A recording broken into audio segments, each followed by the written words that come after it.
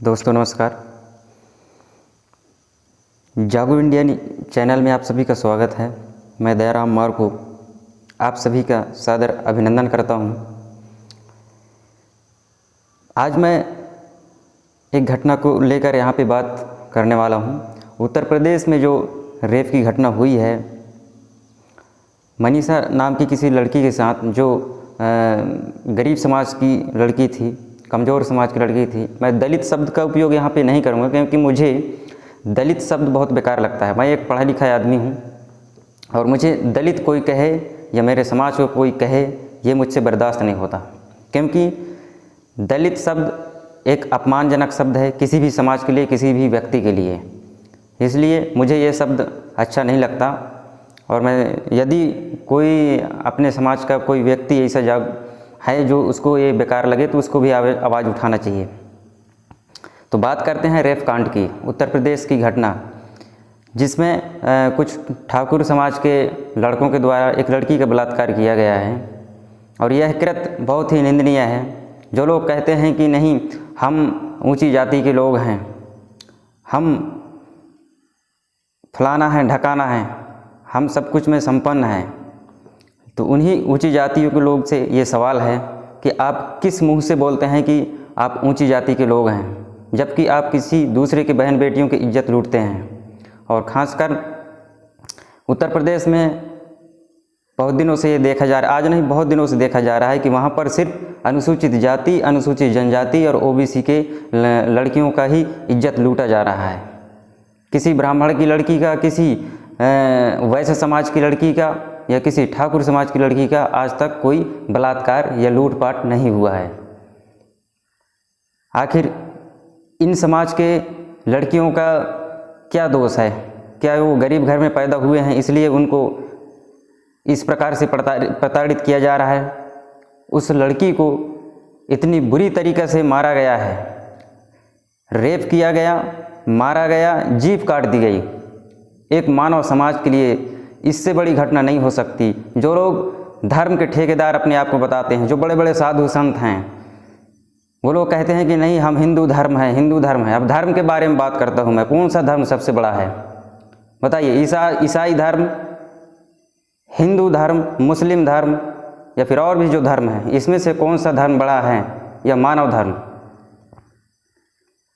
जो बड़े बड़े साधु संत हैं उनसे आज मैं कहना चाहता हूँ कि आप इस प्रकार से किसी हिंदू धर्म, मुस्लिम धर्म, ये धर्म में मत बांटिए, क्योंकि सबसे बड़ा कोई धर्म है तो वो है मानवता का धर्म।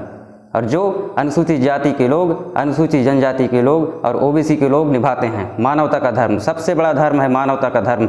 जो आज तक किसी आप ब्राह्मण को नहीं देखे होंगे किसी अनुसूचित जनजाति के लोगों का हेल्प करते हुए, सहायता करते हुए। लेकिन अनुसूचित जाति के लोग, अनुसूचित जनजाति के लोग और ओबीसी के कुछ लोग हैं जो बिना कोई जात पात देखे, यदि कोई व्यक्ति संकट में है तो उसका सहायता करते हैं। लेकिन जो ये ऊंची जाति के लोग अपने आप को बताकर किसी एक व्यक्ति की कभी भी हेल्प नहीं किए हैं। कहीं भी कोई भी व्यक्ति सड़क पे पड़ा रहे, गिरा हुआ, उसकी एक्सीडेंट हो जाए और किसी भी परिस्थिति में हो, कभी हेल्प नहीं किए हैं। मात्र इनको सिर्फ यूज करना आता है, उनको यूज एंड थ्रो वाला काम है इनका, अपना मतलब निकालते हैं अपने।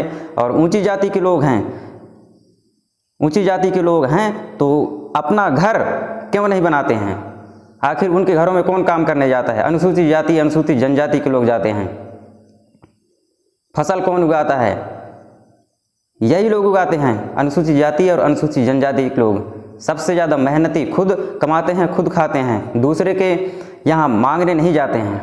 भले खेती करते हैं, इनके कपड़े गंदे होते हैं, इनका शकल सूरत थोड़ी ठीक नहीं दिखता है, तो इसलिए आप उनको नीची जाति के लोग कहते हैं। जिसकी शकल सूरत ठीक हो, जो पैसा दाम से थोड़ा बहुत ऊंचा हो, तो वो आपकी नज़रों में ऊंची जाति का हो जाता है। लेकिन जिसकी कपड़े गंदे हों, जो शकल से ठीक ना दिखता हो, काला हो, सांवला हो, उसको आप नीची जाति कहें। रंग भेद आज नहीं, भारत में ये पहले से निर्धारित किया गया है। रंग देखकर जाति का निर्धारण हुआ है।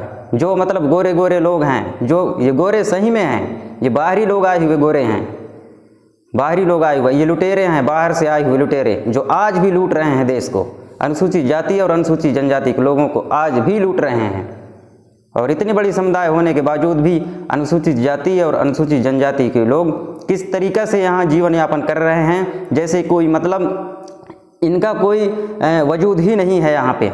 आदिवासी समाज, आदिवासी क्यों बोला जाता है? आदिवासी को आदिवासी इसलिए बोला जाता है क्योंकि अनादिकाल से यहाँ पर वो बसा हुआ है, वो धरती की उपज है यहाँ की। बाहरी लोग तो बाद में आए हैं और आकर अपनी मीठी मीठी बातों से बहला फुसलाकर उनकी संपत्ति सब हड़प लिए। ब्राह्मणों के लिए एक शब्द कहना चाहता हूँ, लंबा चंदन मीठी जुबानी, धोखेबाज की यही निशानी। 25 साल 30 साल 20 साल में आप लोग साधु, बहुत सारे लोगों को देखना कि साधु संत बन जाते हैं। क्यों? क्योंकि उनका मंदिर मस्जिद में बैठते हैं और वहाँ की जो धन संपत्ति है उसका उपभोग करते हैं। उनकी बहन बेटियाँ, पूरा परिवार वहाँ घुस जाता है। मंदिर मस्जिद के आड़ में ये लोग जीते हैं और अपने आप को धर्म का ठेकेदार बताने लगे हैं कि नहीं, हम हिंदू धर्म के लोग हैं।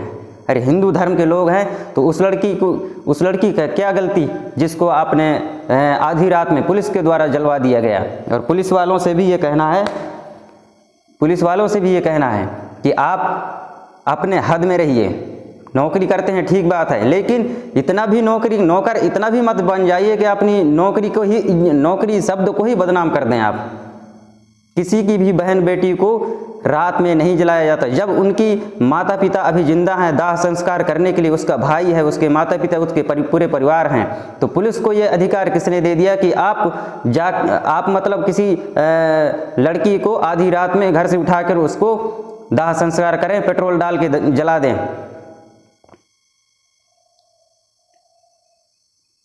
ये अनुसूचित जाति के लोगों को, पूरे अनुसूचित जनजाति के जो उत्तर प्रदेश के हैं, उनको ये सोचनीय बात है। क्योंकि भाजपा सरकार जब भी सत्ता में आई है तब तक अनुसूचित जाति और अनुसूचित जनजाति के लोगों के ऊपर अत्याचार हुआ है। पुलिस वाले, उनका काम क्या है? जो ऊपर से बोला जाता है वही करते हैं। नौकर हैं, नौकरी करते हैं, जो उनके दादा परदादा ऊपर बैठे हैं आदेश देंगे उसी का वो पालन करते हैं। लेकिन उनको सोचना भी चाहिए कि हम किसी लड़की को आधी रात शमशान में लेकर पेट्रोल डाल के कैसे जलाएं? क्या उनका ज़मीर मर चुका है? उनकी बहन बेटियां नहीं है? काश एकाध किसी पुलिस वाले का, किसी ब्राह्मण का, किसी ठाकुर की लड़की का आज रेप हुआ होता तो पूरे देश में हाहाकार मच गया होता। योगी आदित्यनाथ साहब जो अपने आप को धर्म के ठेकेदार मानते हैं, मैं साधु हूँ, संत हूँ, आपने क्या कर लिया? किसी एक लड़की की इज्जत नहीं बचा पाते। और यदि कोई किसी गाय को मार दे, किसी को थोड़ा बहुत कुछ कर दें, तो उस जानवर के लिए जब आप इतनी सुरक्षा मुहैया कराते हैं तो इंसानों को महत्व क्यों नहीं देते? चाहे कोई भी समाज का हो, आपको उसको महत्व देना चाहिए। इंसान इंसान होता है, सभी जीव का अपने जगह में महत्व है। हम नहीं कहते कि कोई गाय का महत्व नहीं है, किसी भी पक्षी का महत्व नहीं है। सभी का, सब अपने अपने जीव में महत्व रखते हैं, तभी ये प्रकृति चल रही है। लेकिन जिस प्रकार से उत्तर प्रदेश में यह घटना हुआ है वो बहुत ही निंदनीय है। और खासकर अनुसूचित जाति, अनुसूचित जनजाति के लोगों से मेरा ये निवेदन है कि आप जागरूक बनिए। आप लोग अपने समाज को समझाइए। जो पढ़े लिखे युवा हैं, आज जो पढ़ लिख गए हैं और जो नहीं पढ़े हैं उनको भी पढ़ने को कहें। नौकरी मिलना और ना मिलना ये अलग चीज़ है, लेकिन आप जागरूक बनिए, समाज को जागरूक करिए और समझाइए कि आपको इस पक्ष में रहना है। क्योंकि जब भी आप बीजेपी के साथ खड़े होंगे, क्योंकि बीजेपी को सबसे ज़्यादा वोट व्यापारियों का और ऊंची जाति कहने वाले लोगों का मिलता है। आप लोगों को थोड़ी बहुत ये आवास क्या है? दो कमरे का घर बनवा दिए तो उसी के लिए आप मरे जा रहे हैं। क्या 2 कमरे का घर आप नहीं बना पाएंगे जीवन में? 1 रुपया 2 रुपया किलो चावल मिल रहा है कह के लोभ लालच आपको देते हैं और उन्हीं को आप वोट दे देते हैं और बाद में वही लोग आपकी धुलाई करते हैं, आपकी बहन बेटियों की इज्जत लूटते हैं। किसी भी समाज या किसी भी व्यक्ति के लिए यदि उनकी बहन बेटियों का इज्जत लूटा हुआ देखा जाए तो ये सबसे बड़ी, इससे बुरा चीज़ कुछ हो नहीं सकता। अब देखना क्या बाकी रह गया है? अपनी बहन बेटियों का इज्जत लूटता हुआ देख रहे हो तो और कुछ बाकी नहीं रह गया है। आप मरे हुए के बराबर समझे गए हो। आपकी इज्जत आबरू लूटी जा रही है। आज स्वतंत्र भारत में कहते हैं लोकतंत्र है, यहाँ पे लोकतंत्र कुछ भी नहीं रह गया है। लोकतंत्र नहीं है, यहाँ लोकतंत्र हो गया है। अब लोकतंत्र, लोगों का राज चल रहा है, जो सत्ता में है उसी का राज चलता है। पब्लिक की कोई बात नहीं सुनती, पब्लिक को क्या समस्या है और क्या नहीं है इस पर कोई ध्यान नहीं देता। नेता मंत्री सब लोग कहते हैं कि नहीं लोकतंत्र है, भारत एशिया का सबसे बड़ा लोकतांत्रिक देश है। लोकतांत्रिक देश है तो यहाँ पब्लिक की बात सुननी चाहिए। पब्लिक जो बोलती है, नेता मंत्री अधिकारी चाहे किसी भी रैंक का कर्मचारी हो, नेता मंत्री, पब्लिक के बिना राय मशवरा के आपको यहाँ कुछ भी नहीं करना चाहिए। लोकतंत्र का मतलब ये होता है। थोड़ी बहुत पद में बैठ गए तो अपना मनमर्जी करने लगते हैं। और मैं खासकर अब बहुत हो चुका है, जनता से ये मेरी आवाज़ है कि आप उठाइए, अब लाठी उठाइए इनको सुधारने के लिए, तब ये लोग सुधरेंगे। ऐसे नहीं सुधरने वाले हैं। बहुजन समाज के लोगों से निवेदन है कि आप एकता बनाइए और लाठी उठाइए, तब ये सुधरने वाले हैं, ऐसे नहीं सुधरने हैं। क्योंकि आज नहीं, बहुत समय जब भी देखा जाता है सिर्फ दो जातियों के लोगों को सबसे ज़्यादा परेशान किया जाता है, अनुसूचित जाति, अनुसूचित जनजाति। ओबीसी के लोग तो कुछ बच जाते हैं, हाँ खासकर उनमें मुसलमानों को ज़्यादा टारगेट किया जाता है। जब भी कुछ बात होती है मुसलमानों का नाम सबसे पहले लिया जाता है। अरे बुरे कर्म ये भी किए हैं, जितने भी बुरे कर्म हैं कौन किए हैं? जो ऊंची जाति के लोग कहते हैं, अपने आप को मतलब बड़ा बताने लगते हैं। बुरे कर्म करके ही आगे बढ़े हो, पैसा इकट्ठे किए हो, किसी को धोखा दे के, किसी को लूट के, किसी घर में चोरी करके, जितने भी दुष्कर्म हैं वो सब यही लोग करते हैं जो अपने आप को ऊंची जाति के लोग बताते हैं। किसी का, एक डॉक्टर का नाम आया था किसी का अभी कोरोना काल में, 25 लोगों का किडनी निकाल के बेच दिया वो। अरे थोड़ी बहुत शर्म करो, डूब मरो तुम लोग। मीडिया वाले वहाँ जाते हैं उत्तर प्रदेश में, उस घर के लोगों से हालचाल पूछने, और भी बहुत सारे सामाजिक संगठन वाले जाते हैं, लेकिन पुलिस उनको रोक रही है। आखिर कुछ तो बात है उसमें जिसकी वजह से लोग वहाँ किसी को जाने से मना कर रहे हैं। और आधी रात में जो जलाया गया है ये बहुत ही निंदनीय कृत्य है। आज हिंदू धर्म कहने वाले, वैसे हिंदू को, ये हिंदू कब से उत्पन्न हो गया? ये बड़े बड़े जो उस समय के नेता मंत्री थे उनको डर लग रहा था मुसलमानों से, तब ST SC लोगों को मिलाए अपने साथ और हिंदू हिंदू चिल्लाने लगे। ओबीसी, अनुसूचित जनजाति और अनुसूचित जाति के लोगों को लड़ाने के लिए सामने किया गया, और अपने घरों में अपने दुकानदारी चला रहे हैं, मंदिर मस्जिद में छुप कर बैठे थे, और सामने में इनकी बोल बच्चन चलती है, हाथ बच्चन नहीं, बोल बच्चन, सिर्फ जुबान चलती है।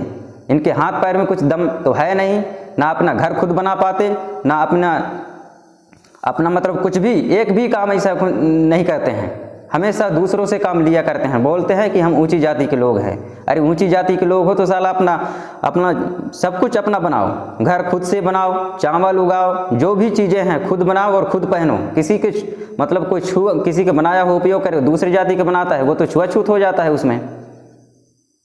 तो तुम खुद बनाओ अपने लिए जो भी बनाना चाहते हो, तब समझ में आएगा कि तुम ऊंची जाति के लोग हो। दूसरे से काम करवा लेते हो और बाद में उससे कहोगे कि नहीं ये तो ऐसा ही हैं, नीची जाति के लोग हैं, इनसे क्या संपर्क रखना, इनका क्या हेल्प करना। इसलिए मेरा निवेदन है, मुझे तो ये घटना देख के जब भी वो वीडियो देखता हूँ मेरा खून खौल उठता है। इसीलिए वैसे तो मैं यूट्यूब पर बहुत कमाता हूँ, क्योंकि मैं एक ब्लॉगर हूँ, फिर ब्लॉगिंग करता हूँ और कंप्यूटर वर्क मेरा है। बाकी मुझे बहुत बेकार लगा जब भी ये वीडियो देखता हूँ, मेरा दिल कांप उठता है, मेरा खून खौल उठता है। शायद ही कोई ऐसा व्यक्ति होगा जो ये वीडियो देखकर जिसका खून न खौलता हो, वो मरा हुआ इंसान ही होगा। लेकिन मैं ये अनुसूचित जाति और अनुसूचित जनजाति के लोगों को कहना चाहूँगा कि किसी भी समाज या व्यक्ति के लिए इससे बुरा दिन कोई नहीं हो सकता कि जब आप अपनी आंखों के सामने अपनी बहन बेटियों की इज्जत लुटते हुए देख रहे हों। ये अंतिम पड़ाव है, अंतिम, सब कुछ आपका अंतिम लास्ट हो गया यहाँ पे। आप अपनी इज्जत मान मर्यादा नहीं बचा पा रहे हैं। और खासकर यहाँ की भारत की पुलिस व्यवस्था, न्यायिक व्यवस्था पर तो खासकर विश्वास ही न करें, क्योंकि यहाँ चाटुकार लोग हैं। बड़े बड़े उच्च पदों पर जो लोग बैठे हैं वो अपने आप को मतलब ऊंची जाति के लोग ही बताते हैं और अपने समाज को बचाने के लिए कोशिश करते हैं।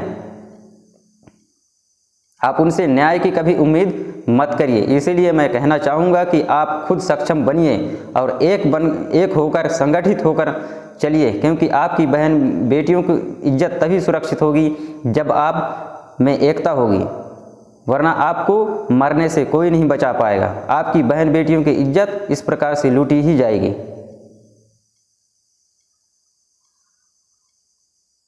इतनी बड़ी आबादी होने के बावजूद भी आप अपने समाज और अपनी बहन बेटियों की इज्जत और अपने को आप नहीं बचा पा रहे हैं। इससे शर्म वाली बात कोई हो ही नहीं सकती। ये मेरा आप सभी से निवेदन है कि आप जागरूक बने। खासकर इस वीडियो में आने का यही एक मेरा मकसद था कि मेरे विचार मैं आपके सामने रखूं। आप सभी को धन्यवाद।